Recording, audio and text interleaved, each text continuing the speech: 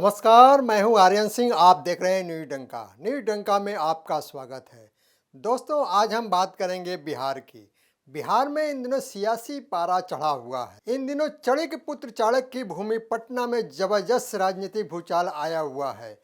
या यूं कहें कि बिहार के मुख्यमंत्री नीतीश कुमार के अति महत्वाकांक्षी ने सभी सीमा लागते हुए एक बार फिर से बिहार की जनता को बेवकूफ बनाने और रसातल में ले जाने का कार्य किया जा रहा है। नीतीश कुमार ने जिस तरह से भाजपा से गठबंधन तोड़कर लालू की पार्टी से एक बार फिर गठबंधन कर मुख्यमंत्री की कुर्सी पर पदासीन होने वाले हैं, यह बिहार का सबसे बड़ा दुर्भाग्यपूर्ण काल कहा जा सकता है। भाजपा को धोखा देने वाली पार्टियों का या नेताओं का हश्र अभी तक किसी से छिपा नहीं है।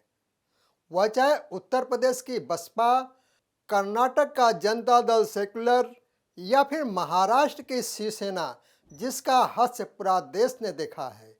वही हाल बिहार में अब जदयू का होने वाला है।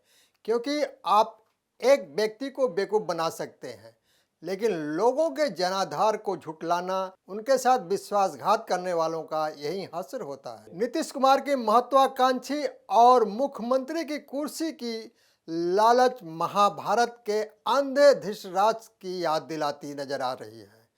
क्योंकि धृतराष्ट्र ने भी सिर्फ दुर्योधन को हस्तिनापुर के सिंहासन पर बिठाने की कोशिश की थी।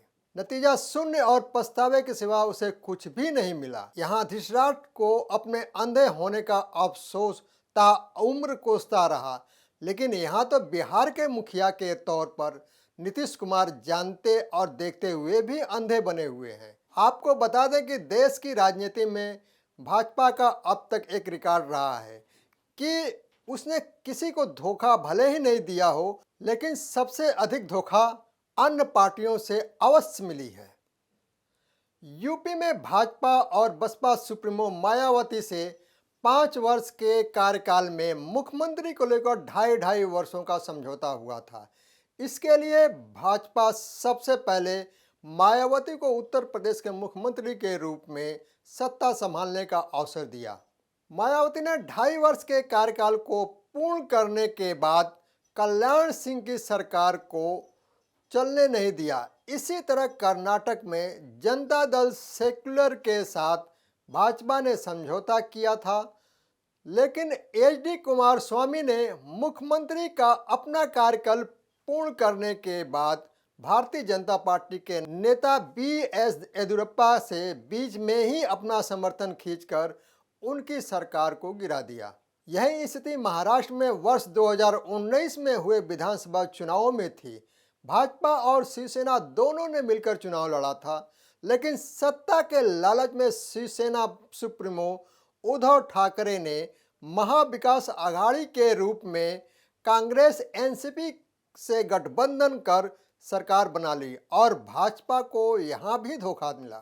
जबकि वर्ष 2020 के विधानसभा चुनावों के दौरान प्रधानमंत्री नरेंद्र मोदी ने बिहार की जनता से उनका वोट मांगते हुए कहा था कि मुझे राज्य की सुदृढ़ व्यवस्था और सुशासन के लिए बिहार में नीतीश कुमार की जरूरत है। वहीं जेडीयू की विधायकों की संख्या बल कम होने के बाद भी बिहार भाजपा ने प्रधानमंत्री की बातों का सम्मान रखते हुए मुख्यमंत्री पद पर नीतीश कुमार को बिठाया। लेकिन 2 साल के भीतर ही जदयू के नीतीश कुमार ने अपना पाला बदलते हुए भाजपा के साथ गठबंधन तोड़ दिया। बता दें कि वर्ष 2020 का बिहार की जनता ने एनडीए की सरकार के लिए अपना जन समर्थन दिया था और भाजपा की 74 सीट के साथ राज्य में बड़ी पार्टी के रूप में थी, क्योंकि प्रधानमंत्री नरेंद्र मोदी के नाम पर ही वोट पड़ा था। यही नहीं, भाजपा कई बार ऐलान कर चुकी थी कि जदयू के साथ उसका गठबंधन 2024 के लोकसभा चुनाव और 2025 के विधानसभा चुनाव में भी बरकरार रहेगा। लेकिन नीतीश कुमार ने इस गठबंधन को चलने नहीं दिया। जयप्रकाश नारायण आंदोलन के दौरान 4 नेता पैदा हुए जिसने बिहार को पूर्ण तरह से बर्बाद किए हैं, जिसमें नीतीश कुमार, लालू प्रसाद यादव, रामविलास पासवान और सुशील कुमार मोदी।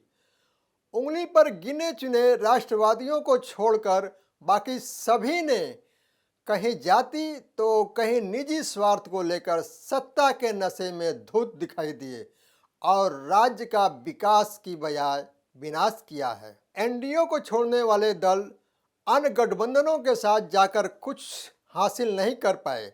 शिरोमणि अकाली दल, शिवसेना, आरएलसीपी के ताज़ा उदाहरण हैं। साथ ही उत्तर प्रदेश में ओम प्रकाश राजभर का उदाहरण भी मौजूद है। नेताओं को यह समझना होगा कि आज के दौर में जनता को बेवकूफ़ नहीं बनाया जा सकता, क्योंकि अब वह नेता को उसके द्वारा किए गए काम के आधार पर वोट देती है। अब वह समय गया जब किसी अन्य के बारे में भ्रम फैलाकर या उसका डर दिखाकर वोट हासिल कर लिया जाता था। देखा जाए तो इस बार नीतीश कुमार ने अपने रुख में परिवर्तन कर अपनी खुद की विश्वसनीयता गिराई है। नेता दल बदल या गठबंधन बदल करें, इसमें कुछ गलत नहीं है। यदि नेता सिर्फ गठबंधन बदलते रहें तो इससे उनके साख पर बाट लगती है। नीतीश कुमार को सोचना होगा कि क्या उनके गठबंधन सहयोगी बदलने भर से बिहार की किस्मत बदल जाएगी। बिहार में हाल में बदले माहौल के चलते जो निवेश आ रहा था, यदि वह बाधित हुआ तो बिहार और पीछे चला जाएगा।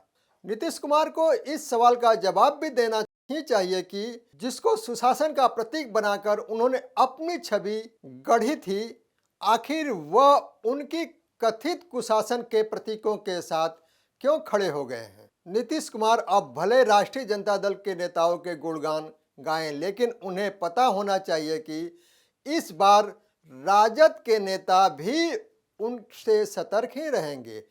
कहीं फिर न जाने कब बाबू नीतीश कुमार का विचार बदल जाए। तो दोस्तों, यह वीडियो कैसा लगा, लाइक, शेयर, कमेंट और हमारे यूट्यूब चैनल को सब्सक्राइब करें। धन्यवाद।